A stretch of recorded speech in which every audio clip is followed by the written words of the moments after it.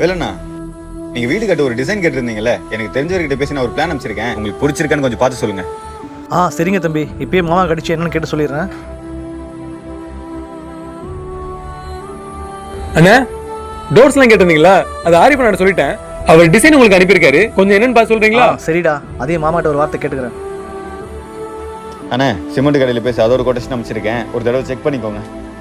சரிங்க தம்பி, மாமாவை இன்னொரு கடையில் விசாரிக்க சொல்லிடுறேன். விசாரிச்சு சொன்னதுக்கப்புறம் உங்ககிட்ட சொல்லிடுறேன். அண்ணே, உங்களுக்கு தான் நான் வீடு கட்ட போறீங்க. அப்படி இருக்கும்போது எல்லாத்தையும் நீங்க பார்த்து சொல்லாம மாமா பார்த்து பாரு, மாமா பார்த்து பாருன்னு அவர் பேரை சொல்லிக்கிட்டு இருக்கீங்க.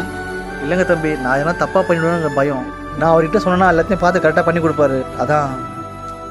அண்ணே, அவங்க கரெக்டாக சொல்லுவாங்க, அவங்க கரெக்டாக சொல்லுவாங்கன்னு சொல்றீங்க. ஆனால் என்னைக்காவது ஒரு நாள் அவங்க சொல்றது தப்பா போயிடுச்சுன்னு வைங்களேன், அப்போ நம்மளுக்கு தோணும் ஒரு வேளை அதை நம்மளே யோசிச்சு முடிவு பண்ணிருக்கலாமோன்னு. ஒரு வேளை அவங்க சொல்றது எல்லாமே கரெக்டாக இருந்துச்சுன்னு வைங்களேன், நாளைக்கு அவங்க சொல்லுவாங்க அவனுக்கு எல்லாமே நான் தான் சொல்லி கொடுத்தேன், நாங்கள் இல்லைன்னா ஒன்றுமே இல்லை அப்படின்னு. உண்மையை சொல்ல போனால் இது எல்லாமே ஒரு விதமான அன்பு தான், அவங்க நமக்கு பண்ணுறதும் நம்ம அவங்களுக்கு பண்ணுறதும். ஆனால் இதனால அவங்களுக்கு நம்மளை பிடிக்காம போகிறதுக்கும் வாய்ப்பு இருக்கு, நம்மளுக்கு அவங்களுக்கு பிடிக்காம போகிறதுக்கும் வாய்ப்பு இருக்கு.